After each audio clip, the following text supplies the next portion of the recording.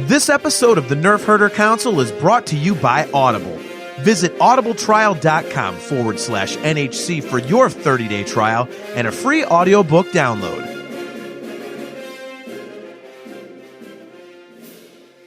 Hi, this is Joseph Williams, son of John Williams, and you are watching the Nerf Herder Council.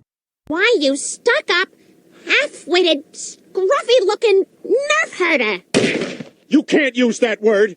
Only we can use that word!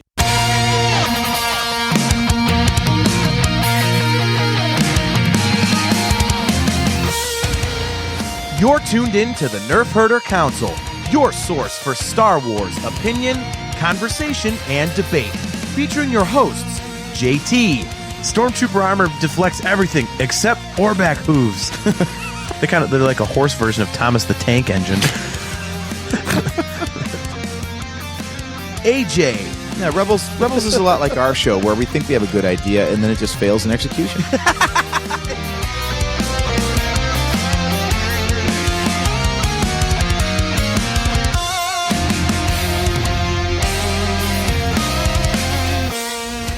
On this episode of the Nerf Herder Council, with the proliferation of superhero content still barraging us on what seems like a bi-weekly basis, we ask the question, is superhero fatigue a real thing, and is it a problem?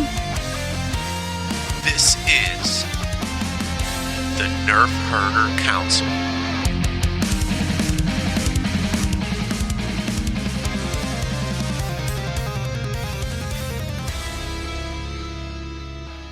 What is up, everybody? Welcome to another episode of the Nerf Herder Council. I am your host, JT.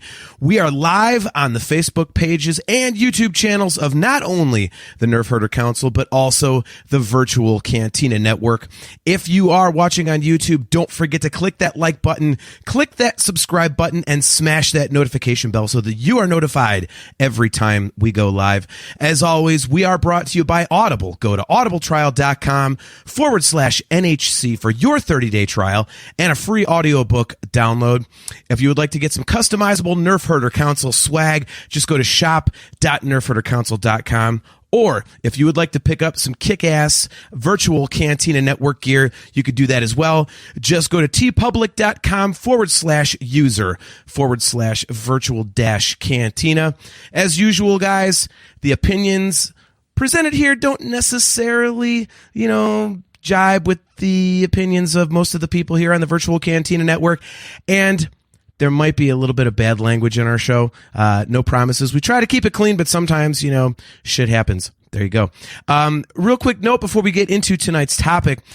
This is actually not going to be a Star Wars centric show. For those of you guys who are new to the Nerf Herder Council, it is not strictly a Star Wars centered show. So you are going to get some episodes from us that touch on any number of different things, in nerd culture. It basically comes down to whatever the heck we feel like talking about for that episode. So, for tonight's episode, I will bring my esteemed co-host AJ on in just a minute, but tonight's episode is not going to be about Star Wars. So if you're looking for Star Wars content, this is not the podcast you're looking for. So without further ado, my best friend, my co-host, AJ, how is it going, man? Hey, man, how you doing tonight? I am doing excellent. It's always fun to do these things, and I think it's going to be a cool topic here tonight. I'm excited to get this going.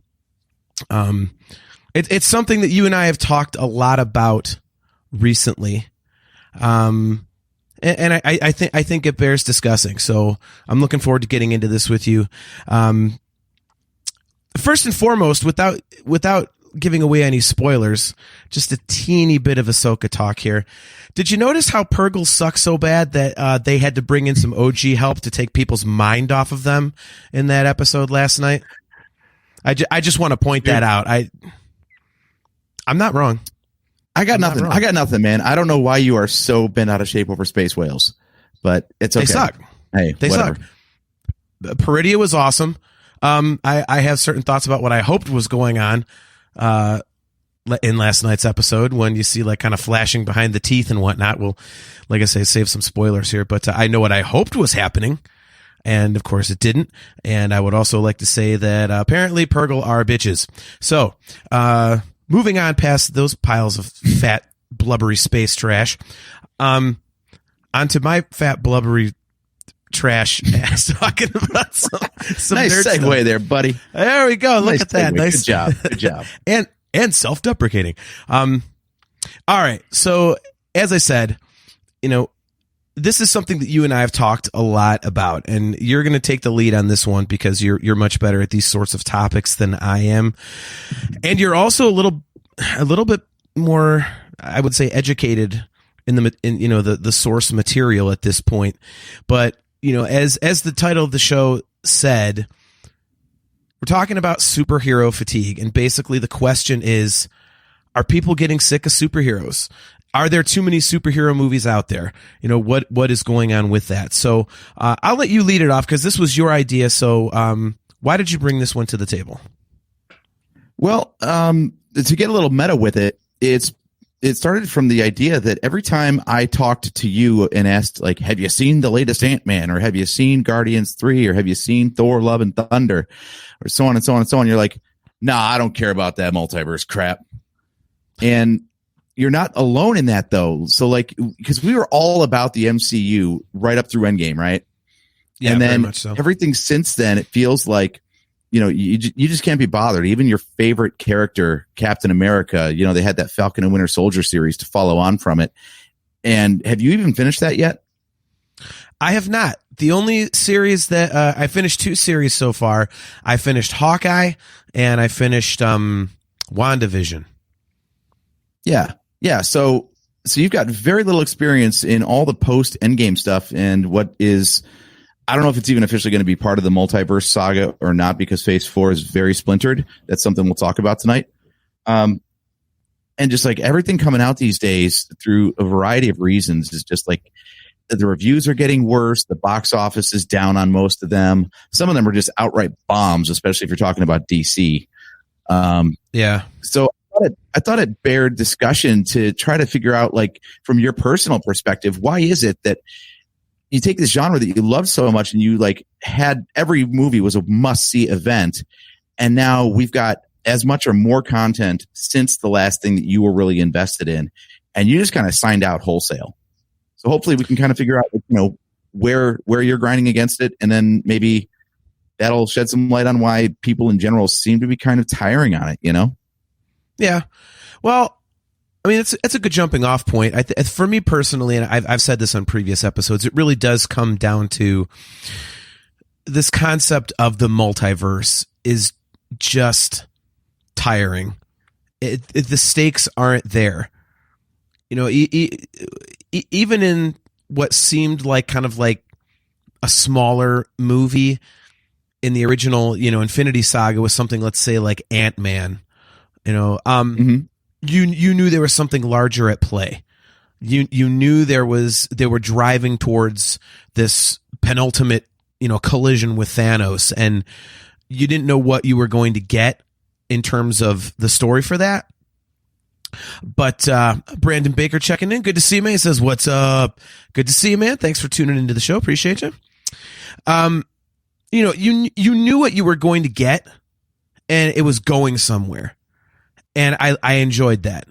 And then I think once, Endgame hit and the whole thing came to a close and they said, okay, we're going to keep going. I was interested. I was like, okay. And unfortunately, I was hoping that the multiverse idea wasn't going to be the crux of everything. And unfortunately it is, because for me now there's no stakes. I've said it many times. It's just like, if someone dies, okay, who gives a crap? All they're going to do is resurrect them because there's a gajillion other realities. So what's the point? It's just not, it's not interesting to me. And I think that the biggest connection that I can make would be to the Star Wars shows on Disney Plus right now. There's this huge amount of stuff coming out where Star Wars is concerned, but it's interesting because it's going somewhere. A lot of the time I feel like this might be like too much of a good thing. Like, okay, how many details do we need about these characters? Whatever. But in Star Wars, there are stakes. There is something bigger on the horizon. And even though now they're introducing the High Republic stuff with Ahsoka, that's still a part of the same timeline. It's just a lot earlier. So I think the Star Wars stuff is enjoyable because it's, if somebody dies, they're dead. That's just all there is to it. If something big happens, it matters. It's not, we're going to go reset it in this other movie. And it's just, it doesn't hold my interest for that reason. I'm like, why should I care about this? And it's not going to get me emotionally invested. So, and now that having been said, like, why is it for you something that you are interested in and remain interested in? Well, in simplest terms, the reason I remain interested is because they did such a good job on phases 1 through 3 leading up to Endgame that I do have faith that they can produce entertaining movies. I really want the newer characters to hook me more, but a lot of my favorite stuff since Endgame has just been continuation of like Thor, Guardians of the Galaxy, the characters we already had in phases 1 through 3. I wanted to ask you about something like Spider-Man No Way Home, which is a multiverse movie, but it's officially still part of the Endgame saga. The Infinity Saga. It closed out phase 3, not Endgame as most people think. Did you see that one? I did. And what did you think of that? I loved it. Okay. What was it about you that hooked you for that one? Well, I thought the first Spider-Man movie was awesome. Homecoming, I believe it's called. I get the titles mixed up on those sometimes. I thought that one was a superhero movie, but it was a little bit more relatable, even though it's still, Spider-Man and it's a superhero, whatever. Like, I really enjoyed it because it was, I hate to use this term because no superhero movie's down to earth, but it was a little more down to earth. It was, we've all been that teenager, especially people like me have been that nerdy teenager, the bullied teenager, whatever. And I really liked it. I thought that Michael Keaton's villain was awesome. Vulture was awesome in that because it was, the guy was doing things for a reason. He was pretty evil, but it wasn't just a, hey, I'm a dick. You know what I mean? Like, so I really liked that part of it. The second one, I didn't really care for very much at all. But the third one was great. And again, there seemed to be stakes, even though it was the multiverse type of thing. But I think that was handled in such a way where it wasn't, I don't know if maybe it was just the member berries aspect of it, because I'm a huge fan of the Tobey Maguire Spider-Man series. I haven't seen a single second of the Andrew Garfield ones, to be completely honest, but I just thought that was kind of like a cool concept. And I don't think it went too over the top. Whereas, like at the end of Ant-Man Quantumania, you see like 8,000 Kangs. And you're like, what the crap is this? This guy's supposed to be like the supervillain, and so like, who gives a shit now? Like the guys, they're gonna kill the guy. Like, no, we gotta do it like 7 million other times. Like, so they handled it, I thought, really well. Granted, it's an intro to the multiverse thing, but it was on a smaller scale, and I could kind of get into it. And who knows? For me, maybe it was just the member berries thing, as you like to say, member berries. So maybe that's part of it. Yeah, I mean, you do have to buy into it. Sorry, as I knocked my own microphone. You do have to buy into it as a concept, right? And I think part of what got away with it for you is it was the first one, so it wasn't too much of a good thing yet. Yeah. Which could very well be a thing. But then I keep going back to things like Falcon and Winter Soldier with you, where it's characters that you're interested in. You love Bucky. Bucky is like one of your favorites. Yeah. And then you get a show about him, and you can't even be bothered to finish the 6-episode run. So what is it about that just didn't grab you? That the fact did you try to watch it? Let me start with this. Did you try to watch it when it came out? And did you fall off, or did you just not even tune in? No, I tuned in. I think it was a lot of these things are like, I have to get to them when they're live, because if I don't get to them the night it comes out, I tend to slip a little bit, and then if I have to go back and watch like 4 hours worth of crap at once, I still don't have the time to do it. I think what got me on that one, like I've loved the first like episode or two, it's cool. I didn't like the concept of that other guy being Captain America. And Captain America is like my third favorite, character in all of movies. It goes Han Solo, Indiana Jones, and Captain America, right? And I'm seeing this guy who's not Chris Evans, and it's just I think it's starting to get into the realm of stories that I don't really care about. And I'm like, I don't want to see this guy as Captain America. I could understand, Sam Wilson. I understand that, and I know the Bucky stuff, but who's this other knob job? Like, I don't give a crap about this idiot. So get the hell off of my screen. I don't care. Give me more Bucky and Sam. Like, some real world consequences of the fallout of, the Infinity Saga. That was cool, but this other dude, I'm like, okay. I mean, I'll finish it eventually because it is Captain America related, but that just, I don't know. It just, they're turned me off. Making Captain America 4 right now, so you might have to catch up with the show just to understand who the hell is Captain America in that one. Damn it. They just need to make it Captain America 4 and have Chris Evans come back and kick ass. Stop with this multiverse crap. Oh my God. You know who's Captain America? Chris Evans. Okay? That's how it is. It's friggin' Chris Evans. I don't want to see anybody else. Ugh. Anyway, sorry. Okay. I'm just bummed out that Chris Evans isn't going to be Captain America anymore. That's me being a whiner. The unfortunate reality, is superheroes don't age, but real humans and actors do. So you got to do something for it, right? Like, yeah, you got to recast or you either recast the role or you recast the character. So, they could either have someone be Chris Evans' version of Captain America. He could be Steve Rogers, or you take Steve Rogers out of Captain America and you put someone else in. So I don't know what the solution is there for diehards like you that are just like, there's one guy for the role and that's it. But yeah, I think you're right about that. There's so much crap that comes out now. We're so inundated with content that if you don't keep up with it, the chances of circling back later to tune into something that you missed already is slim to none. Yeah. Which is interesting in itself if you think about it. Because you ever wonder, like, the stuff that you've missed out on, do you really care? Like, we're big wrestling fans. And if, let's say you ever going to go back and watch like last week's episode of Raw or SmackDown? I don't watch any of that, but now AEW I really, really like, and I'll watch the pay-per-views, but like a weekly program, I don't really have time to sit down and once there's another program on, once the current episode is out, you're not going to go back and watch last week's like, oh, maybe there's a good match or a storyline chapter. No, you don't care about storyline chapters. You've already seen the next part. You don't care anymore. Yeah. Well, and I feel like that might be. Sorry, go ahead. I was going to say, like, the thing that sucks is, like, I finished Hawkeye, which I don't think is going to really have much to do with anything. So the one thing that is probably going to be a little bit inconsequential, that's the one I finished, of course, but. So why did you watch that one?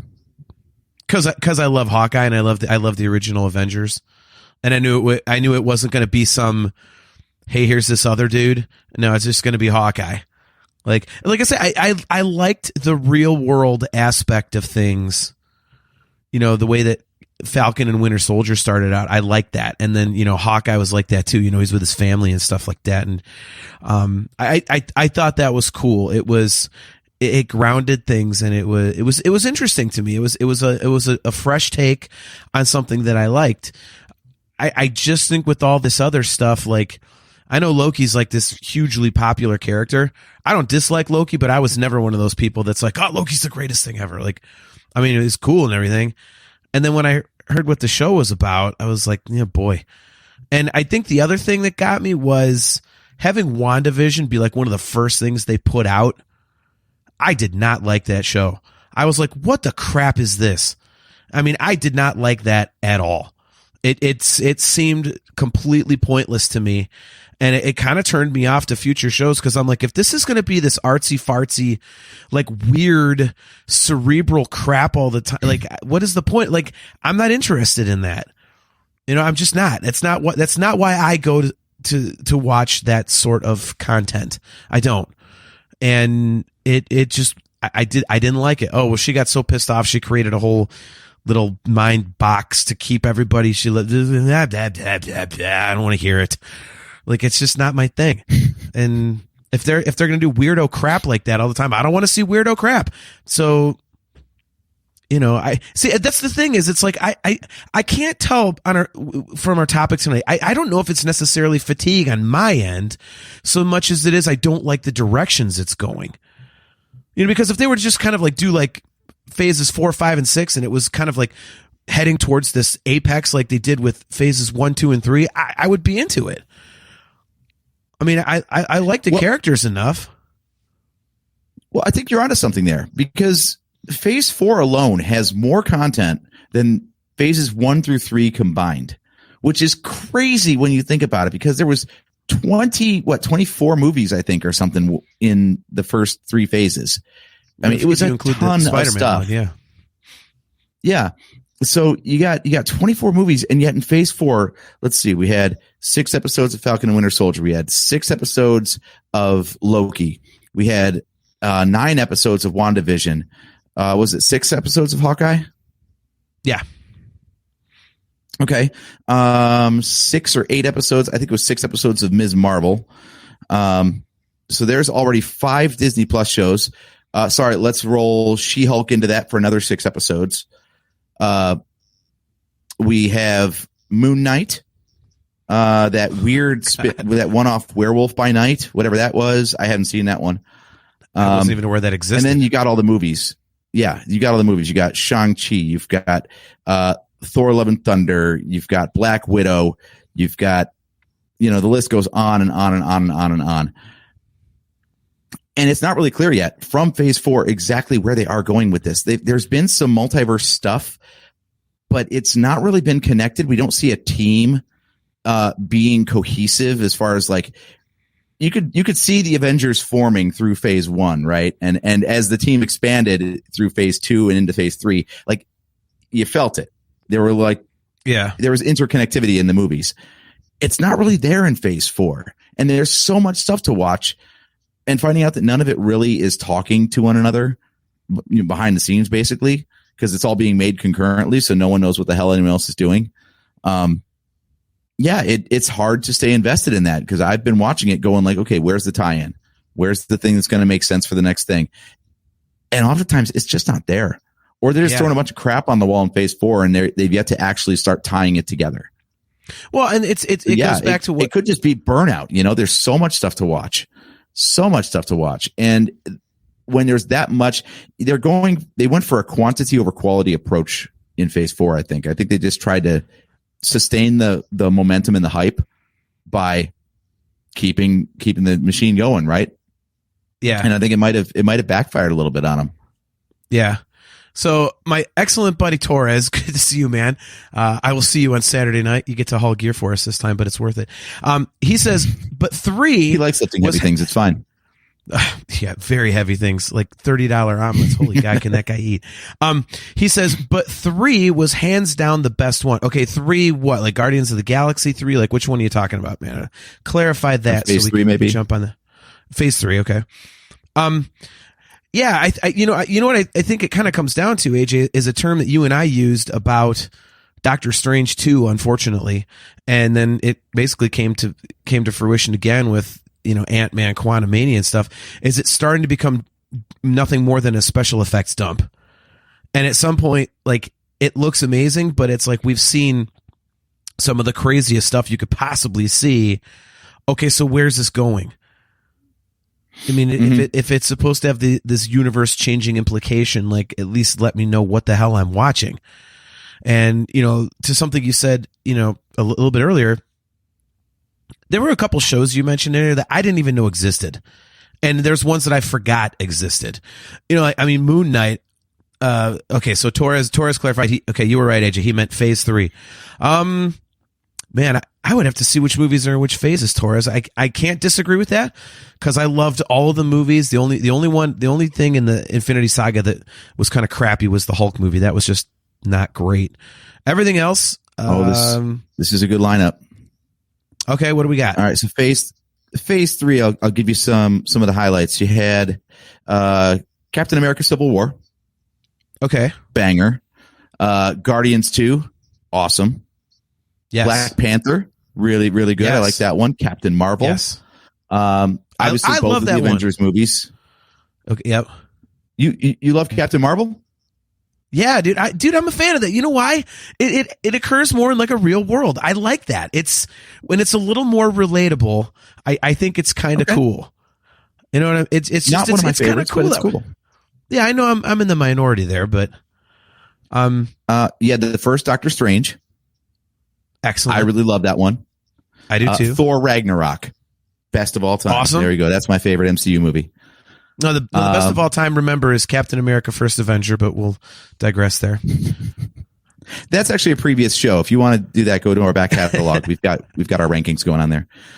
Ant-Man and the Wasp, pretty good. I mean, it's okay. And there's a few more here. I'm trying not to, be buried in Google as I'm trying to podcast here. But yeah, one that never made it. The Inhumans was supposed to be in there and wasn't. That's interesting. But yeah, tons of good stuff in Phase 3. There's pretty much not a dud in the bunch. Yeah. Well, and that's the thing. I think, why it's a little difficult these days is because those were all really high quality.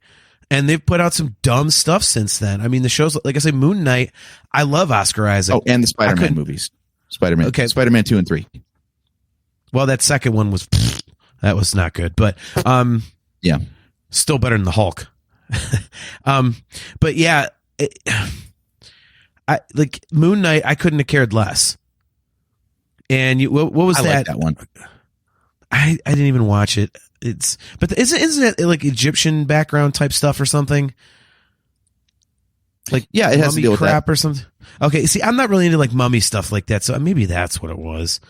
But you get to see Oscar Isaac put on a hell of a double performance.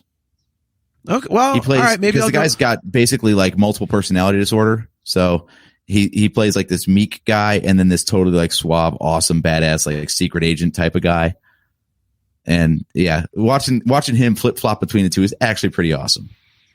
Man, I wish they would have done that in like 1978 with Christopher Reeves, and he could have been like a mild-mannered newspaper reporter, and then put on like a cape and stuff and flown around and just like, kick the ass of bad guys. If only they hadn't have done that like 40 years ago.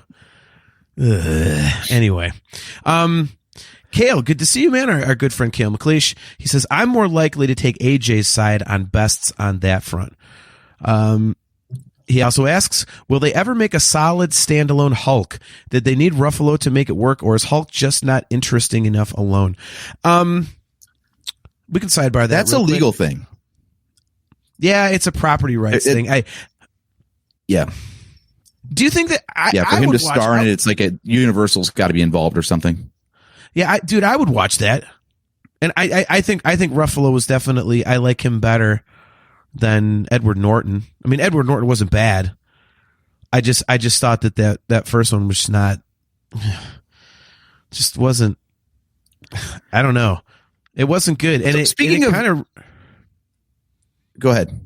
I was going to say, speaking of old episodes, we actually did a side by side with the Eric Bana Hulk and the Edward Norton Hulk. So you can check that out if you haven't seen that show yet. So anyways, that's what I was going to say. But yeah, I think they can do it. And to me, he's interesting enough. And I would think at this point, like the mystique is there.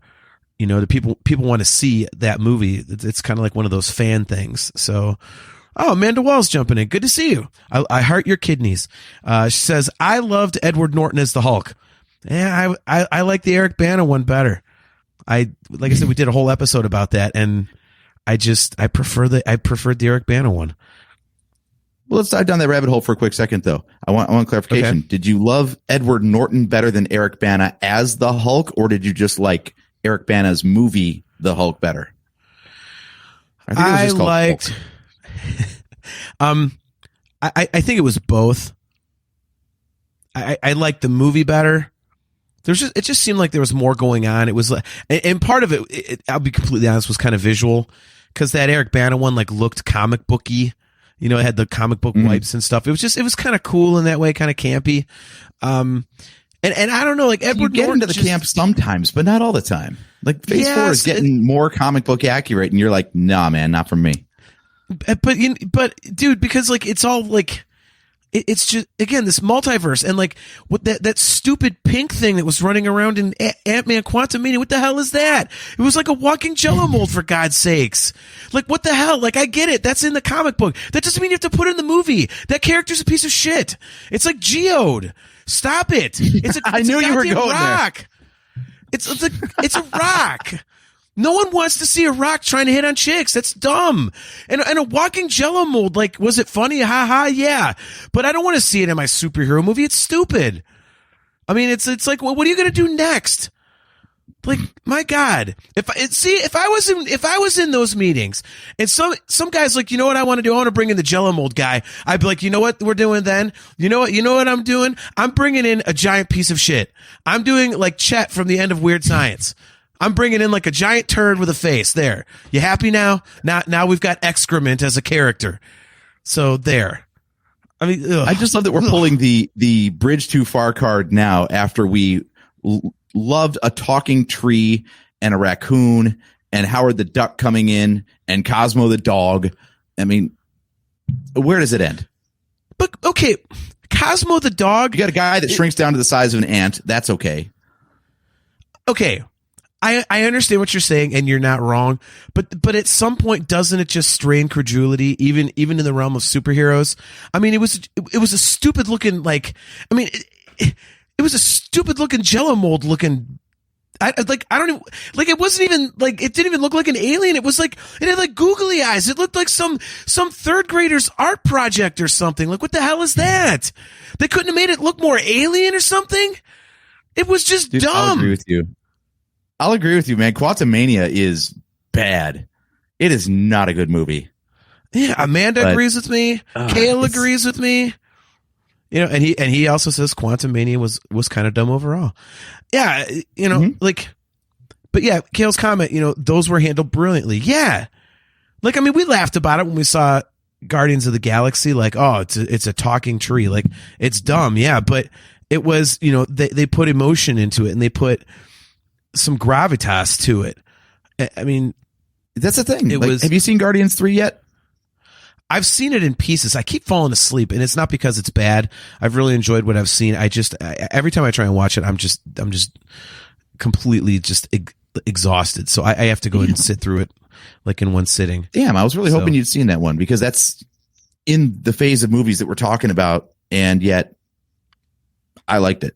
There's something different. There's something better about that one. Maybe it's just that James Gunn writes a better movie, because it's the one movie where like the studio stays the hell out of his way because they had to beg for him to come back to make it in the first place.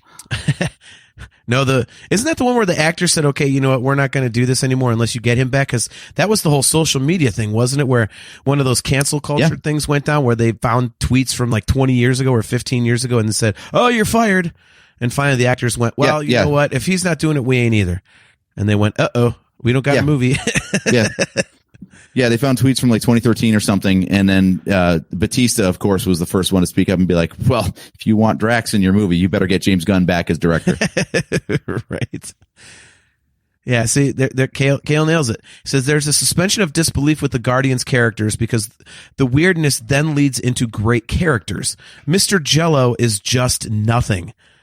Yeah, I mean, it was strictly comedic, which I don't have a problem with characters that are in there for that. But I think when I'm already annoyed at the content of a movie, it just, you know, and I was especially bummed out with Ant-Man because I love Paul Rudd. Mm-hmm. Troy Halter, good to see you, man. Thanks for tuning in. We have a dissenter. He says Guardians of the Galaxy 3 is bad. Ugh. I haven't gotten all the way through it, Troy, but I'm just gonna have to say that I disagree. I thought it was, the parts I've seen have been really good. Talking Otter was really enjoyable. Instant win. There you go. I do remember all those talking animals, and of course that tugs at my heartstrings. So yeah, it doesn't seem very clever, but it definitely works. Like, oh, we got talking animals now. Yeah, I'm down. Damn it! Is this the incredible journey in space? Like, including talking baby animals. Talking baby animals. Come on. I know. Well, the whole thing starts out with like the little baby raccoon. I'm like, oh, what's going to happen here, man? What's going to happen here, man? Mm-hmm. Don't be doing this to me. So Cleveland and Family Guy. Now. right. Yep. That movie did provide us the first actual F-bomb in the MCU, though, and it is perfectly placed. Yes. I don't remember where, but I remember no they one did. can drop a good wow. F-bomb like Chris Pratt. Yeah. Yes. All right, but yeah, I mean, going back to the shows thing that we were talking about, Miss Marvel, I just could have cared less. I think it's because I get confused. Isn't there like three? There's Miss Marvel, there's Captain Marvel, and isn't there a third one? I was starting to get confused, and then also I was like, where is this going to tie in? And then you see, this is the problem. So like did you know that there's another movie coming out, by the way? I mean, this whole writers actors strike thing has thrown off like the entire promotional machine. Yeah. So The Marvels is coming out next month, I want to say. And they just had that Secret Invasion show on Disney Plus. Yeah. And it, all centers around Nick Fury and where he's been and what he's doing. It's this whole thing. So the trailers for The Marvels came out before Secret Invasion hit TV screens. And yet in Secret Invasion, it's Nick Fury on Earth coming back from space. But then The Marvels in the trailers, Nick Fury's in space. So that's a big confusion. And yeah, and you're right. You got this whole thing where, and it's teased at the end of Ms. Marvel, that there's something going on where Captain Marvel all of a sudden like shows up, like teleports to her own surprise into Ms. Marvel's closet. And it's like, what the hell is that? And that's like the stinger. That's the end credit scene. And that sets up this whole premise of the Marvels. But then you're like, okay, so wait a minute. What the hell now? So we've got like Captain Marvel, Ms. Marvel. Hope you watched the TV show for that bit. Why are they like trading places and all that sort of weirdness going on in the trailer? Like who's doing what now and why? See that? It's really confusing. Yeah. So and the third one was not even like intimated. So the third one is actually a character that was invented in WandaVision. Great. I love that one. What, is there like a character called Marvelous? Like, and they're just going to make like might as well like be the That'd the be Marvel a tag team name in wrestling. Actually, that's what I was just going to say. They're going to be like the New Day. Like, there's going to be Miss Marvel, Captain Marvel, and Marvelous, and then they're like a freaking tag team. Like, I mean, it's like what the hell is that? I mean, is it fatigue or is it? I think it's a combination of fatigue, but also just the quality slipped. And also, unfortunately, they're bringing out characters that I don't think a lot of people know about. We've discussed that as well. But by the way, Kale mentions another show, She-Hulk equals Y. I mean, wasn't that one supposed to be just like more for comedic value, if I remember right? Wasn't that supposed to be like haha funny? That's one of those weirder ones because I guess She-Hulk's comic book, she's a fourth wall breaker like Deadpool. Okay. So they did that in the show too. She's a self-aware character. She knows, in this case, she's in a show instead of a comic book. And she's able to do like weird stuff as a result of that. She talks to the audience directly. Okay. That kind of weird thing. The one hilarious bit that I thought was pretty good about that though, was in the first episode when Bruce is trying to talk to her about how to control her rage powers and stuff, where she turns green. He's like, it's really hard to do. It takes forever to bottle them up and make sure you don't like have an explosion. And she gets it right away. He's like, how the hell did you do that? She's like, I'm a woman. I have to deal with bottling my emotions every day. Like, I am very good at stuffing down rage at all times. That's awesome, man. Hunter Reed checking in. Good to see you, man. He says, what's going on, you scruffy looking nerf herders? Not too much. We're talking some superheroes tonight. He says, talking She-Hulk. Mm-hmm. Yeah, She-Hulk. Yeah. A little bit. She-Hulk was a talking character. Yes. Get it? Sorry. I found a dad joke Instagram page, this morning, and I went down that rabbit hole. So my sense of humor is a little wonky tonight. But yeah, I think there's just, There are always nuggets in these newer shows, though, that keep you a little bit hooked. The one thing I would say about She-Hulk, it reintroduces Matt Murdock, the man without fear, Daredevil. Oh, dude, by the way, that's an episode we need to do. We do our in defense of. This might be a me versus you, but I'm going to defend that Ben Affleck movie. But it has to be the director's cut. Yeah, it has to be the director's cut. You go ahead and defend that. If we want to compare it to the Marvel Netflix series, I'm down. Oh, I don't know if there's a comparison there. Series. I only got a few episodes into that. I should try that again. I think that was so good. Well, you know what it was for me is like that one didn't really tie into like the Infinity Saga at the time. So I was like, I got better things to do than worry about this thing that doesn't count. So I think that was like that multiverse thing, like you were talking about. It's that first swing and a miss where it's the first time that Marvel was like, okay, we're going to tell stories, but we're not going to acknowledge that they coexist. Yeah. So anything that happened in any of the Netflix Marvel shows did not happen according to the Infinity Saga, but according to the multiverse saga, yeah, sure, why not? Oh, that multiverse. I just don't like. I don't like it. We'll get to that in a minute. But what I was going to say, I think they're starting to get into characters that aren't recognizable enough, and therefore aren't. I think people don't like gravitate towards them. And I know you've always said like, well, explain Iron Man because no one knew who the heck Iron Man was and stuff when that was the first one they did in 2008. But I think as nerds, we knew who Iron Man was. Like I don't read comics, but I knew who Iron Man was. I was like, okay, I know he's one of the main dudes. So it was enough for me to say, okay, well, I'm going to watch this because I want to see a superhero come to life. So like that was cool. And then of course it was incredible. And the whole world went, wait, what is this thing? And then they got into like, holy shit. And then like, everybody is into, this Marvel thing. And then you have stuff like the Hulk. Everybody knows the Hulk. Everybody knows Captain America, things like that. I mean, those are characters that people know about, which is why you can throw in, Hawkeye and Black Widow. It's, that's kind of like, the nerd, crowd understands that those are the original Avengers and are into that. And because there's the Hulk and because there's, Captain America and Thor and stuff like that, it worked. But now when you're getting into stuff like we just talked about, like the Marvels or the Eternals, speaking of, I haven't even bothered with that because I'm not read the reviews guy, but I don't know a single person that liked it. Do not. Yeah. That was like the first time.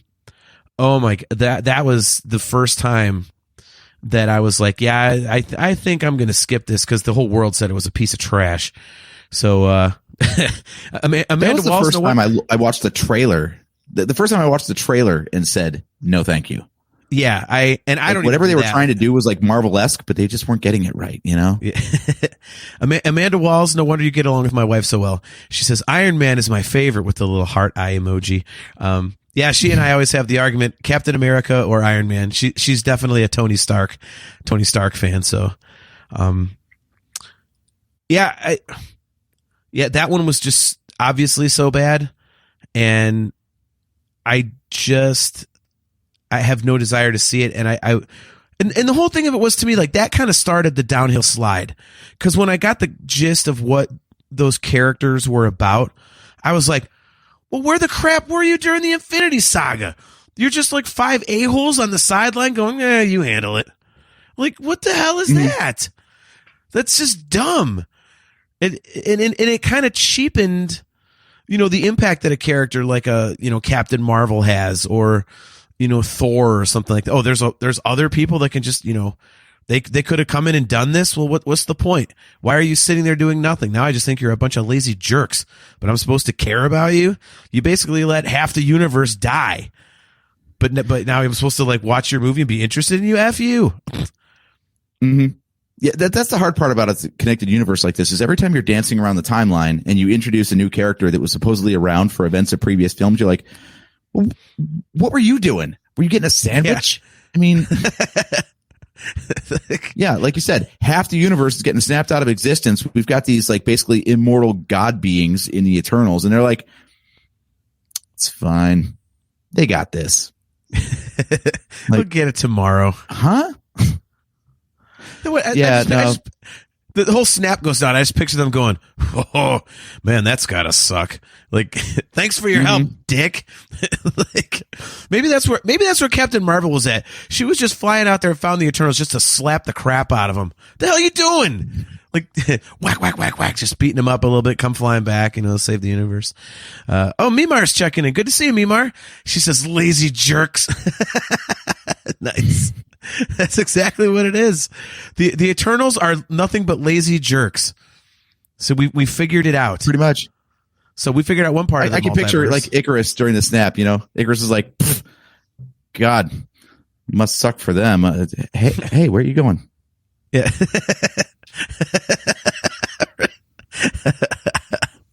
Oh my gosh. So I think that the other part that might tie into all this stuff, let's run down the timeline of like when phase 4 happened, like the end of phase 3, and then here comes phase 4. Okay. Phase 3 was wrapping up around the end of 2019. Do you remember anything kind of important that happened in world events towards the start of 2020? Might have been a little thing that caused people to not really go to see movies anymore for a good like year and a half or two. Oh yeah. Yeah. Sorry, I was trying to be an eternal. So right. So all of a sudden you've got this whole slate that's planned out for years in advance, and everything's got to happen in a certain order because you've got all those like end credit scenes and all that sort of stuff. And now it just gets all blown to hell because production stops on whatever point it is, and they've got to like shift over to putting out TV shows, and Black Widow ends up getting dumped onto Disney Plus because they can't wait any longer, basically, for movie theaters to reopen. Like, I feel like Endgame was such a high that to then have nothing come out because there are no movie theaters open to play your movie, it was the perfect storm to just kill all the hype. It's almost like starting from scratch. And then, they had to reshuffle stuff, which meant sequences had to be like recut because certain events hadn't happened in terms of release order yet. So projects are coming out of order compared to how they were intended to be. And you're restarting by trying to introduce a whole new cast of characters at the same time. Personally, that's why I kept up with it, because I was stuck at home doing nothing. So I needed some entertainment. So if there was a new Marvel show, I was all about that stuff. Now, you didn't do that so much. So do you think that's part of it, is that by the time life kind of resumed, you were just like out of your Marvel phase at that point? No, again, it goes back to my original points. I mean, I just, when there was so much of it, I was like, oh my God, how much of this do I need? And do I really care? And it started getting weird. And because truth be told, I was going to mention this earlier, but I forgot, when we were talking about movies I like because they're more grounded. I love the Black Widow movie because it's like combining a Jason Bourne movie with a superhero movie. And I loved that. I thought that was so unbelievably cool. So for me, it was just, I'm not even out of my love for it now. Like if I put on one of the original movies, I'm still like, oh yeah. It's a question of fatigue, like we're discussing. And it was just, they weren't putting things out that grabbed me. And I think a little bit at that point could have been the fact that, like you said, Endgame was such a high, and we had waited, at that point, like 12 years or 13 years for that to all come to fruition. And, that massive climax, for the whole thing to come to a close, that, anything that's going to come after that, it's kind of like we talked about with, don't even start with your crap. Kingdom of the Crystal Skull or Phantom Menace, movies that came out that were follow-ups to these massive franchises that have been built up as legendary in the minds of the fans. Anything that would come after that, even if it was phenomenal, would still get crapped on to some degree because it's not, those original films. And I think anything they did after Endgame, and especially that, 23, 24 movie thing, anything would have been like, what is this, man? Like, I really don't care about this as much as I did this other stuff. So, that was part of it for me. So maybe that is, I guess you could term that as fatigue, I suppose, because I was so emotionally spent from everything. And, you got Tony Stark dying. Sorry, spoiler alert, people. The I Love You 3000 and all that kind of thing. And you're losing these characters that you've been on a journey with for so many years. And now they're spitting out stuff like weirdo crap like WandaVision. And it's just not what you're used to. And it just doesn't I mean, I would be very interested to see how many fans say, yeah, I like WandaVision better than, most things in the Infinity Saga or something else, because I would not think that you would see that. So, I mean, they're out there. There are a lot of people that love, a lot of the comic book stands are out there loving how weird everything is getting in the movies because it's getting more comic book accurate. What the hell is a stand, by the way? And I'm not talking, and I'm not talking about the little kid on South Park. I keep seeing that term. I as usual, I'm so bad with these dumb terms like gaslight and Mary Sue and all these damn things. I don't know what the hell they mean. What is a stan? I don't. It means to support or stand up for it. So you can't just call him a super fan. That's too damn difficult. It's really, nope. Why? It's also considered to be a mix of stalker and fan. So it's like, people that are like a little out of their minds with how fiercely they support something. I'm totally get off my lawn guy about that. I know I am, but it's like, just speak English. You got to make some stupid term for everything. Jeez, oh Pete. Gail McLeish, Stan. It's a streaming platform in Australia. Nice. Oh, that's awesome. Anyway, all right. Look, so if you don't want to be on fleek like our rents, that's up to you. Oh my. See, none of that is in right now. That's all done already. So, I just outed myself as being 40 something. So I'm 40 something as well. Kale says there's a certain degree of toxicity to it rather than just a fandom. So it's almost like a negative connotation. Huh. Okay. No, actually, what he said was there's a certain degree of toxicity to JT. So, Kale, you're right. My brother is a little bit toxic. Damn it. Oh, my God. All right. So, stands. Yada. Mario Zero. Yeah, so I want to run down just how much we got in phase 4 here. We haven't even gotten on to DC yet, by the way. And that's its own thing. God, is that a dumpster fire? This is either going to be a marathon episode or we got a 2-parter going. Yes. Well, we got to say hi to Mario I'm just going to run Zero. down everything that came out in phase 4. Sorry, good to see you, Mario. Thank you for tuning into the show. He says hello. He or she. It's just a picture of Mario, so didn't want to make any judgments there. Anyway, good to see you, man. Thanks for tuning in. Appreciate it. All right. So, I mean, we already started running down phase 4 stuff. I mean, maybe we should just go to DC because that is like every movie they ever do. Mario Zero says, so do y'all take questions? Yes, we do. Absolutely. Yes, we always want you guys to be a part of the show. You may not like the answer you get. However, Mario, that was your one for the episode, so I hope you enjoyed it. Everybody gets one, and you just blew through yours. Yeah, maybe we should just go to DC because, I think we could take up the next hour if we wanted to with the different Batman movies, since every single one is, ugh. Yeah, so we are not shy about our opinions on the show about not being into any of the DCEU at all. Like, we were not fans of Man of Steel because we are stans for Superman Returns.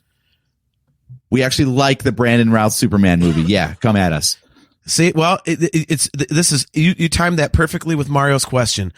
What are your opinions on the 2013 movie Man of Steel by Zack Snyder, and what are your pros and cons of the movie? Well, the cons of the movie is that it actually exists.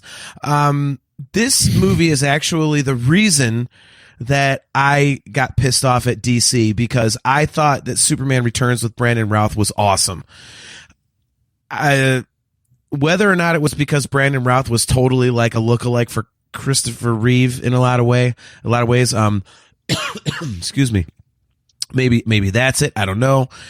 I loved that movie. I thought it was a great comeback. I guess I can see the thing where people said, "Oh, Superman's a creeper. He's using his X-ray vision to look into her house and stuff like that." Like, yeah, I mean, if you wanted to look at it that way, I suppose so. I didn't look at it that way. To me, it's just weird. I don't see those sorts of things. And I kind of believe if you're in a movie theater looking for that sort of thing, you're at the movies for the wrong type of experience. But, yeah, I loved it. I thought it was awesome. I loved, Kevin Spacey as Lex Luthor. That was awesome. It was just a really cool movie. Only the portrayal, not the actor. Yeah, right, exactly. But get us kicked off the network, bro. I know. Well, I wasn't going to bring it up at all. So, I love the movie, and then they went, that doesn't count. We're just going to start over. And I'm like, what the hell is that? And it was dumb. I was like, what is it? So I haven't seen Man of Steel all the way through because I just continue to get annoyed that it's not, where it was going. And then they continue to do that with the DC stuff going forward. There's like 18 different Batmans, and it's just the only DC movie that I loved since Superman Returns is The Dark Knight. And if you guys want to come at me, hey, you can come at me, but Batman Begins, not good. Just not good. Not good. So go ahead and attack me, but that's just not good. Dark Knight Rises, okay. Otherwise, no, I haven't seen the Wonder Woman movies. The 18 different versions of Batman and all this other stuff. There's like a bunch of different Jokers running around. It's like the multiverse. To me, it's like, the reason I don't watch DC is the exact reason why the multiverse annoys me. It's like, none of this is going to matter. You're just going to reboot it. You can't get invested in something because as soon as they decide it's not good, they're like, screw that, new actor, let's try again. They just wipe the slate clean. I'm like, well, what the hell? Why would I get invested in that? So let me check you on a couple of facts here real quick. Okay. The Christopher Nolan trilogy, Batman Begins, Dark Knight, and Dark Knight Rises, those all predate Man of Steel. They like 2005, 2008, and I think 2010. So yeah, Man of Steel came out like a few years after Dark Knight, for example. Okay. I think what you're getting at there actually is that those movies, those Christopher Nolan Batman movies, kind of like the die was cast. Same way like Iron Man became the template for MCU. Now you got Christopher Nolan Batman, like that gritty, grounded, realistic, air quotes, for our audio viewers. Sort of effect was that's kind of where like Zack Snyder came in and was like, okay, they want dark, gritty, grounded, so let's make Superman dark, gritty, grounded. Now, to Mario's question about pros and cons of that movie, though, General Zod kicking ass was awesome. I do love General Zod in Man of Steel. Okay. He was like one legit villain that they should have definitely done more with. Loved to see him back in the Flash movie. That was very cool the way they tried to endgame it by, so basically JT, I'll spoil a little bit of Flash for you. Flash with the whole multiverse thing that they did. He's able to revisit points in time through the Speedverse or something like Speed Nexus, something. I don't know. But basically he can run so fast he can go to different points in time. And he ends up being able to revisit events of Man of Steel. So Zod returns, but now he's fighting Flash and Michael Keaton Batman, for example. This is all stuff in the trailer, so I'm not spoiling anything. No, but it was cool to see Zod back for that. Like, Yeah. So Zod was definitely cool, but did anybody remember the part in Man of Steel where they basically leveled half of Metropolis and we're supposed to believe that all those buildings were empty and there were no casualties whatsoever? Yeah, that's not a very Superman thing. No, it wasn't Sokovia or what was the what the hell did they blow up the beginning of Captain America Civil War? Because they did like it's not Sokovia, but you know what I'm talking about. Like, yeah. Where did the bomb go off at the UN peace talks?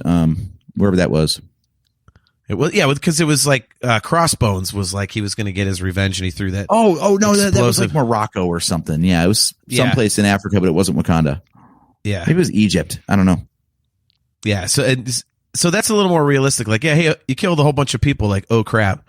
But yeah, Metropolis, you know, they just happened to get out. Everything is safe. No one died. Mm-hmm. You know, okay. Look at Kale. The Speedverse? You mean the Flash between flashes? Yes. Very well phrased. Thank you, Kale. I thought it was called the Speedverse.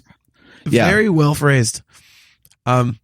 Yeah, so you got that stuff. And now they're rebooting to the DCU with James Gunn in charge. So are you going to give it another shot? I might. I mean, honestly, what would get me to watch The Flash? Michael Keaton Batman. And I heard he was awesome, and it was like totally what you hoped for from him. But you notice how they had to do that to like get interest in this damn movie. I mean, granted, it was in and out of production and everything because Ezra Miller is a complete jackass. But you know, that was the selling point. Yeah, people say it's multiverse fatigue, but it came out. It was started in 2014. That's how long this movie has been delayed. So they were way ahead of the multiverse curve actually until they weren't. Yeah, I mean, funny how a Flash movie took that long to come out. That's not meta. Yeah. As soon as I saw the Michael Keaton Batman in the trailer, I was like, all right, they're trying to hook people like me who are like, DC sucks. So they're, you know, it's just such a cheap, you know, like they call it in wrestling, cheap heat. But that said, I mean, it got a ton of people to watch it. I'll watch it probably at some point eventually. It all goes back to one of my original points is that it just doesn't matter. You know, and like we were just talking about DC, they reboot everything. And none of it, like, it's just, who cares? Oh my God. See this, look at me, Mara. It's like, this is the thing. She says The Flash wasn't the worst movie ever made. You know, so if that's her review, it's like, that's not exactly making me run out to rent the damn thing. You know, okay, Joseph Wren, don't watch the movies this decade. They're not good. Watch the animated movies. It's the DC niche. The Flashpoint Paradox is the Flash movie you deserve. Yeah, I'm not going to go watch a bunch of cartoons, man. It's just, I don't know. And if that's what I got to do. I keep hearing that too. Like Marvel animated movies, no, don't worry about it. But DC stuff, that's where it's at, is the animation. Or the TV stuff. They've had like, God knows how many seasons of what they call the Arrowverse, because it started with Green Arrow and expanded to a couple other shows. So they've got like 15 connected seasons of television. But of course, that doesn't tie into the movies. Why would you take the super popular TV thing that you're doing and tie it into your garbage ass movies? No, we'll just say that's a different multiverse. Good job, guys. Let's write our own thing. We're going to write one story, chop it into 20 bits and go, here you go. We're going to have all the cool characters in at once and just chop it into pieces like it's like a chapter book or something. Mario says, honestly, the DCEU was a hot mess from the beginning. The studio, WB, tried competing with Marvel, and as time went on, not much of the audience care at that point if any of the DC movies now, they don't care about any of the DC movies nowadays, sadly. I mean, that's another thing I think, you know, and this is kind of getting off the topic of fatigue, but I think you bring up a good point there. You know, AJ, like you just said, the Batman, the original Batman trilogy kind of set the tone that we're going to make things dark and gritty, you know, I mean, and it was kind of like it flew directly in the face of Marvel, which was, no, if it's a brightly colored character, we're going to give you the bright colors and, you know, just put it in live action. You know, it's going to be what you're used to. And honestly, I think that's kind of, I think that's why it works. I know for me personally, you know, like Aquaman, for example, with Jason Momoa. That's not what friggin' Aquaman looks like. Just stop it. You want to put Jason Momoa in that suit? That's fine. Cut his hair short and dye it blonde. Okay. It's not some dude in like a dark colored thing. Like it's not like, that's not Aquaman. And it just isn't.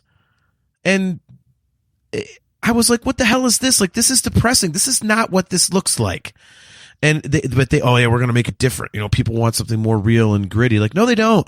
They want what's in the damn comics. Even the Batman stuff, like it was cool because it was dark and gritty.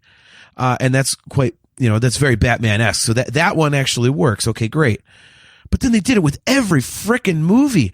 I mean, like that Jared Leto, the Joker, what the hell was that? I mean, what is that? I saw that. That one is hard to watch. I was like, just seeing still frames of that before the movie came out. I'm like, that's not the Joker. Stop messing with these properties. It's just, I mean, enough is enough already. It doesn't work. People don't want to see that kooky, artsy shit. Like, look what we can do. Look at our take on superheroes. I don't give a shit what your take on superheroes is. You know, Batman is like an 80-year-old property, however, it's like that Batman's established. Don't screw with it. You know, you ever notice that people aren't rewriting Beatles songs? There's a goddamn good reason. Because you don't rewrite Beatles songs. Like, good Lord. I mean, it's true. Stop. It's true. So Mario brings up another good point. He says also how the box office numbers weren't helping as well. Look at movies like Black Adam, which you'd think getting Dwayne Johnson as one of your flagpole characters would be like a big win, but not so much. Shazam 2, The Flash, etc. And by the time Aquaman 2 comes out, who knows if it will make that $1 billion back again? Good points. How many people, show of hands in the audience here, because that really works in an audio format or even, you know, on a podcast where we can't see anybody. We're doing great at this whole thing. We're awesome with the multimedia. Who even knew that like half these movies even came out? Like some of these things just fell out, like Shazam 2. Did you know there was just a Shazam 2? Yeah. Like I'm aware of them, but I knew it was a thing, but I didn't know when it came out. I didn't know that it had come out. It just came and went, and it was nothing. Have you seen Blue Beetle? No. There you go. I mean, I think that's. I think this is another timing issue. Like I was talking about how the pandemic kind of killed a lot of the hype. Now we've got the writers and the actors strike. They can't promote anything. Their union contracts forbid them. That's why you don't see anything but material that was recorded before they went on strike. So they're not doing press junkets. They're not doing interviews. You get the trailers that were made and that is it. Or you get like the director talking about it. That's why James Gunn's been out in front like, this is the greatest movie ever. I mean, don't ask the stars about it. They're not allowed to talk, but trust me, I run the DCEU. Yeah, I think they got screwed by that, but also who cares? I mean, The Flash was supposed to be a big like James Gunn coming out party for the new DCU because he said it like it resets the DC cinematic universe, and it's like not really. It just kind of says that there's a bunch of different ones. So okay, we already knew that. Yeah, I mean, I think the best thing they could do is. Since they're reboot happy as it is, just reboot the thing and kind of, as much as I hate when they try and just, you know, rip each other off, like just try and recapture the Infinity Saga magic, like with the DCEU, you know, give us, you know, the Super Friends or whatever, you know, like Superman and Wonder Woman and Aquaman, like all these characters that people know about. But come out and have them doing things like they look like we remember. They act like we remember.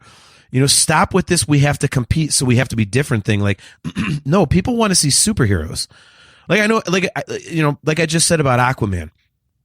If they were to come out with an Aquaman movie where the dude's like talking to dolphins and crap, and he's got the, you know, the slick back blonde hair and whatever, I watch it. I'm like, okay, that's, you know, in the bright teal costume and stuff. Like, I would watch that because that's Aquaman. So just do that.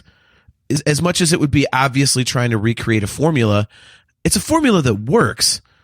And I think more people would be into that. I mean, I know a lot of comic book fans that really enjoy what they're doing. But I just think for the average, moviegoer, no offense. Like, I mean, you just brought him up. I mean, Shazam, Black Adam, we talked Blue Beetle. Like, no one knows who these characters are. And when your movies are tanking with characters the whole world knows, what the hell are you doing releasing movies with somebody that was like some armpit ass character that no one ever knew existed in the first place? I mean, you don't even have like a base to build off of. At least Marvel's doing that. They built this thing up with, the Kingdom of the Infinity Saga. And so, they've got, 13 years of goodwill built up to where they can say, hey, here's this stupid Jello mold guy. Here's Moon Knight, here's She-Hulk, here's Miss Marvel, all these, like B-level characters, because people are like, okay, well, everything else was cool. I'll watch that. I'm one of them. At least cinematically, I would give stuff like that a chance, because it's like, okay, well, the other stuff was good. I really enjoyed it. I'll pay for a ticket for this. I might like this too. But when everything DC has done is crap, you can't then just start, oh, you didn't like our crap? Well, here's a guy you don't even know is a character. I mean, like full disclosure, like when I think Blue Beetle, I think of a junky old Volkswagen. And I'm not even being facetious. I really do. Like, that's the who first thing that miscolored comes to Bumblebee? mind. Damn it. Yeah, exactly. It's like, hey, check out this jalopy. Like, what the hell? So I was like, all right. And that's the first thing that comes to mind. I'm like, that's a character? What is that? Like, that was okay. Okay. What's next? Orange Ladybug? I don't know. So I'm like, who is this? And it just doesn't interest me enough to want to go see it, especially with their track record with characters they should be able to hit home runs with.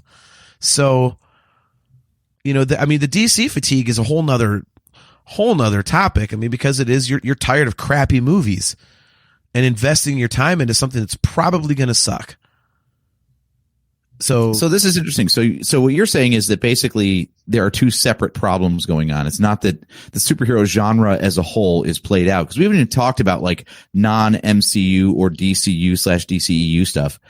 Because we got like The Boys on Amazon, movies like Kick-Ass, all these other superhero projects that are outside of the main properties. But you say that Marvel's got an issue with just general quality, and DC basically stumbled out of the blocks and never recovered. Yeah. Oh yeah. So you think if the quality was there, that the audiences and the box office would return? I think so. I definitely think so. But again, it's also the storytelling that they're getting into, because, again, like you phrased it perfectly when you said, who the hell knows what's going on in phase 4 of the Marvel Cinematic Universe? It really just seems like they're throwing stuff out there and going, whoa, it's the multiverse. It could do anything at any time. Like, well, what good is that then? That's a sitcom. That's all that is. It's a sitcom. Last week. I think their own continuity is getting the best of them at this point. Like you mentioned Hulk earlier. I wanted to circle back to that real quick. Like let's trace the Hulk. Okay. So he had the gauntlet in Endgame, and it like ruined his arm to like wield that thing, right? To do the snap. That's same thing that he was the only one able to withstand the power of the Infinity Stones, but it still wrecked his arm, right? Like it was in a sling when Endgame came around, right? Yeah. Mm-hmm. Okay. So he's got a ruined arm in an Endgame.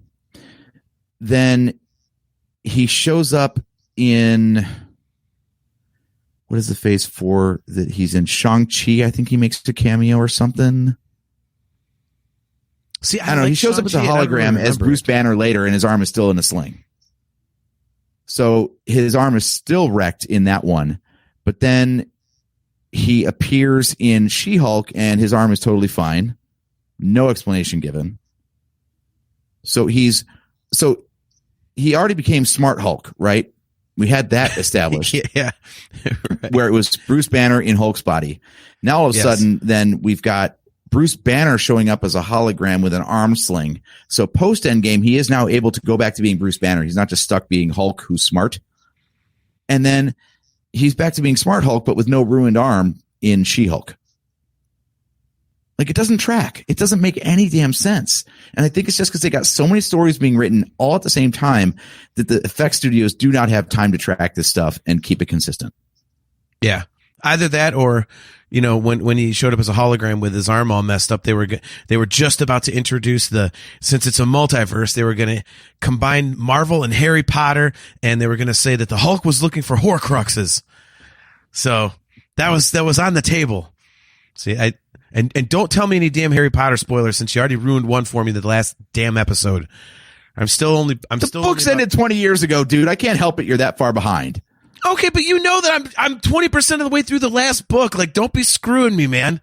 Good Lord. You're not wrong, but you know I'm in the middle of it and don't know, and you blurted it out like some dummy. So let's not do that again. All right, I won't tell you that the Weasley's flying car comes back to save the day. I actually think that'd be hilarious. It would be much better than Purgle coming in to save the day. So, yeah, it's a lot like Han Solo flying in the Falcon at the end of A New Hope. It's awesome. Can't wait for you to get to that scene. Well, there you go. Kale has a good point. I think I would get behind this. He says, tell you what, give me some actually compelling villain movies.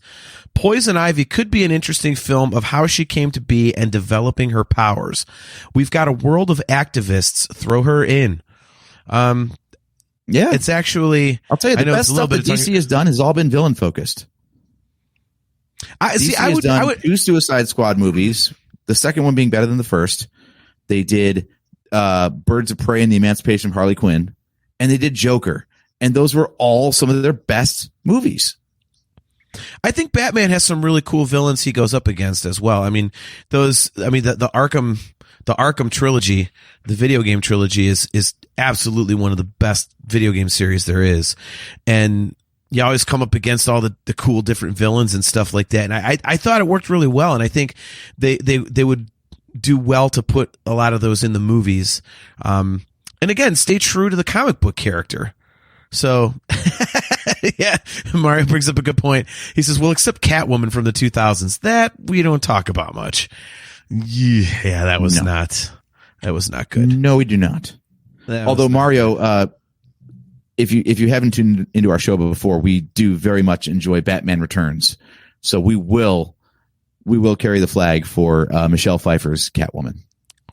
Well, we enjoyed it, but that episode just basically turned into us crapping on that movie. It turned into a very negative episode. I was like, wow, this went to a very dark place. So yep. Kale says, wasn't even Selena, doesn't count. That's very good point. Very good point. Yeah, when even your main actress who plays the character apologizes for the movie, you know you've got a stinker. How do you think these people feel when they make a movie they know is absolute dog crap and they have to go out on the press junket like, oh, everybody in the filming got along and it was a wonderful experience and, you know, this was fun and that was fun, and in the back of their mind the whole time they're going, I am lying out my ass. Like, anytime you hear the phrase like bold creative choices, that's when you know you're in for a shit fest. Yes. See, at one of these times we're going to have to do like underrated like superhero movies and see if we can each come up with a list of them, because I've got one in mind that I think is really underrated. But I will say this, and we'll get going here in a minute, but I will say that something that will never ever fatigue me, and if it ever does, that's how you know they really stopped writing quality stuff. Really, really, really stopped writing quality stuff. I don't think I will ever get tired of Deadpool. Ryan Reynolds as Deadpool is just the greatest ever. That it's so good. It's just so good, man. It's like all of his one-liners. It's like an awesome comedy movie, but with a gory, kick-ass superhero movie wrapped around it. It's like it doesn't get any better, man. I'm so looking forward to Deadpool 3 with Hugh Jackman coming back. That's going to be outstanding. That is a midnight movie. But again, that's multiverse shenanigans. So how do you feel? I don't care. Just give me some more Deadpool, dude. I'll hate the multiverse aspect of it, but just the fact that like it's this public thing between them that they've been ripping on each other on social media all the time, and it's like, you know, now they're taking this real life war of words, quote unquote, and actually putting it on the screen. I mean, think about it. That's what everybody wanted to see. When Ryan Reynolds is constantly like mouthing off about him on Twitter and stuff like that, and Hugh Jackman would fire back with these remarks and everything, and they would like do commercials about like all these things. Like, now we're actually going to get it in a movie. I mean, come on, that is going to be amazing. So yeah, dude, you can't go wrong with Ryan Reynolds as Deadpool. You can't. It is like the most perfect casting job. There seriously may not be a better casting job, like because that was right off the bat. I mean, you can hindsight 2020. You could say Robert Downey Jr. as Tony Stark because he did such a good job as the character. But I don't think when they were casting, like if we would have heard, oh, you know, they're going to make Iron Man, who are you going to cast as Tony Stark? I don't think a lot of people would have said, oh, you got to get Robert Downey Jr. Whereas with Deadpool, the whole world was like, oh, you got to get Ryan Reynolds. You have to. You got to get Ryan Reynolds as Deadpool. So, you know, it's just one of those things, man. So, yeah, that I will never get fatigued of. Just give me more Deadpool all the time. That would just be phenomenal. And because Ryan Reynolds is just a never-ending the fountain of one-liners. So, oh no, I just love the running gag that like Hugh Jackman is the most handsome man, and he's like the gag in Deadpool is how handsome. Yeah. For those who don't know, this is what Hugh Jackman looks like. That's a real scene of him at dinner. Great for our audio viewers right now. We can't. I don't know if we're allowed to show that, dude. Speaking of getting us that is the network. What was that movie? Is that from movie 43? Movie 43. Yes. Oh my God. If you haven't seen that movie, you've got to go see that movie. That movie is amazing. I can't believe you pulled that up. Oh my gosh. Oh geez. All right. Well, on that note, why don't we close up shop for tonight? Got to thank all the awesome chat people for tuning in. Kale, always good to see you. Mario Zero, thanks for checking in. Discuss Metal Joe, our good friend Joseph Wren, Sabine's husband. Amanda Walls, good to see you. Oh, I might see you this weekend. Who knows? Everybody else for jumping in, much appreciated. Mimar, always great to see you as well. We will be right back here in 2 weeks. The date is going to be, let me think. It is going to be Wednesday, October 11th. A new month and therefore hard to figure out. Yes, it's going to be Wednesday, October 11th. But I got a calendar here. Well, there you go. You're correct. You are correct. So there you go. I'm starting to like try to pay attention to this crap. So yeah, we'll be right back here in 2 weeks on Wednesday, October 11th at 8 p.m. Eastern Standard Time. Don't forget, we are on our Facebook page and our YouTube page, and also the Facebook page and YouTube channel, YouTube channel of the Virtual Cantina Network, so you can find us at any number of locations. We also broadcast to our Twitch page, so if you're on Twitch, you can catch us there as well. Do you happen to have, because I was not able to do it, the upcoming schedule of the Virtual Cantina Network shows for the week? Do we have that? That's not a... you would bring that on me at the very last minute, wouldn't you? I do not, but I will in just a moment if you give me just a second. Well, there you go. Anyway, in the meantime, I do want to say one programming note about the Virtual Cantina Network is we are going to be on the Ahsoka season wrap-up show next Wednesday night. I believe that's next Wednesday, correct? October 4th, correct. October 4th, yes. So if you tuned into the Ahsoka Predictions episode on the Virtual Cantina Network, it's going to be a very similar lineup, similar format. A whole bunch of hosts from all across the various shows on the Virtual Cantina Network are going to be lending our thoughts on the season as a whole. So hopefully that's going to be something worth tuning into, meaning I hope they stick the landing on the finale. And that will be in our time slot next Wednesday night. So you can check us out there on a rare off week. And then we'll be back the following week, obviously on the 11th, with our own programming. Yep. And go for it. Yeah, I was going to say, hey, dummy, when you've got work to do, let me do the talking and you do the work. That's how this goes. But yeah, quick show note. If you guys really want to take part in an episode, one of our 2 October episodes, oh boy, We are going to sit through what we believe is the worst horror movie remake potentially ever. That being the remake of A Nightmare on Elm Street, and we are going to give our thoughts on that absolute steaming turd. So that's going to be either October 11th or October 25th. So get ready for that. It's the month of Halloween, so we got to do some Halloween stuff. We did Halloween stuff last year; it was a blast. So I can't believe I got to watch. I can't believe I got to watch that movie. Nope, Kale says pass. Kale, I'm telling you, I need your opinions on it, man. It's so terrible. You're gonna love it. But anyways, guys, as I was saying, if you are watching on our YouTube channel or that of the Virtual Cantina Network and you are not subscribed, please click the subscribe button, click the like button, hit the notification bell so you're notified anytime we put up some new content. Again, we are brought to you by Audible. Go to audibletrial.com/NHC for your 30-day trial and a free audiobook download. You can get customizable Nerf Herder Council swag at shop.nerfherdercouncil.com. You can get Virtual Cantina Network swag at tpublic.com/user/virtual-cantina. And AJ is going to tell you all about our Patreon program. We are now up to 111 subscribers, which is really good. We're making about $18,428 a month. I actually had a dream about that. That's why I bring it up. I dreamed that we were doing the show, and you mentioned that we were making like almost $20,000 a month on Patreon. I was like, "What the hell happened?" So, anyway, it was immediate. It's amazing. All we had to do is join the Virtual Cantina Network.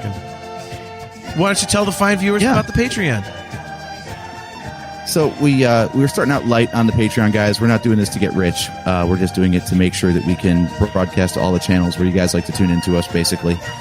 Which is not free, believe it or not. So we've got two tiers, $1 and $3. We have ideas for higher price tiers, but what you need to do first is visit our Patreon page. So go to patreon.com. I believe it's /NHC podcast, but if you just go directly to patreon.com and look for the Nerf Herder Council, you'll be able to find our page there. And if you're listening to this on the audio version, by the time you hear this episode, there will be a link to it from our website. I did not think to do that, so oops, bad on me. Hey, life gets busy. What can I say?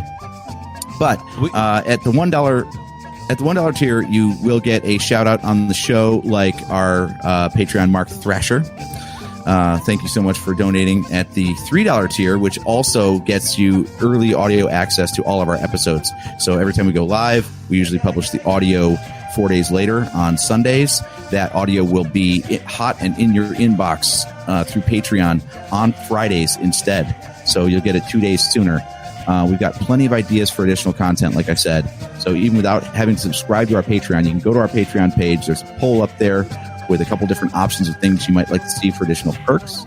There's even a fill in the blank if you want to suggest something that we haven't thought of. Chime in. Let us know what you'd like to see on the show, because this is ultimately a fan-driven show, and we want to make sure that we're presenting the content that you guys want to see.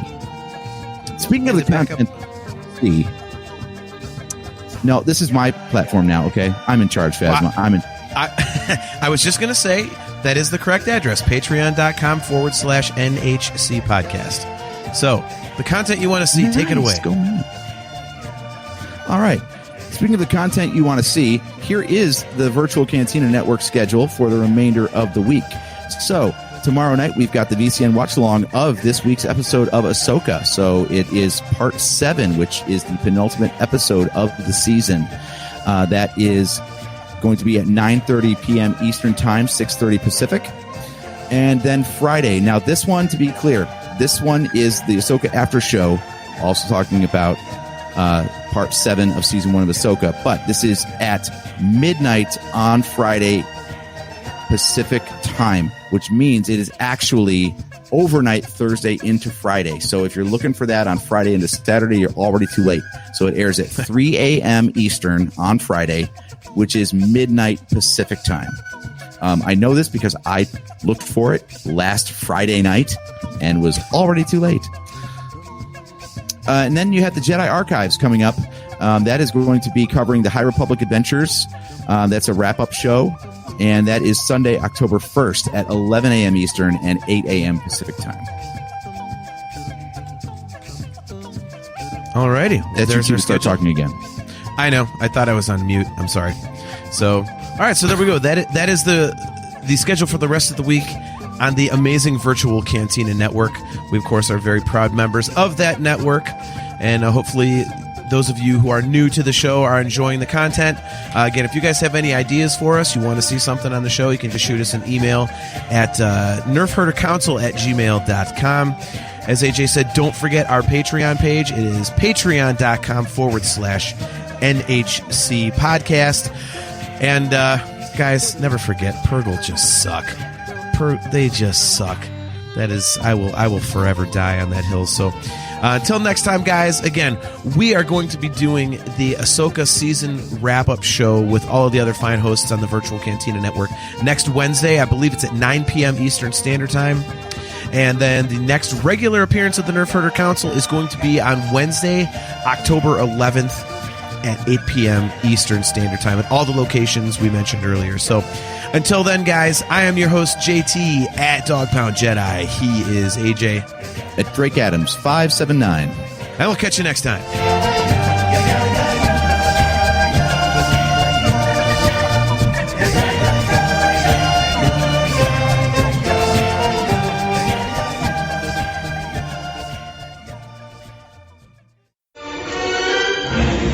This bucket of bolts is never gonna get us past that blockade. This bucket's got a few surprises left in her. Plus, me and Chewie are on it. Ain't that right, Chewie? Hell yeah, you my nerf herder. You my Nerf Herder.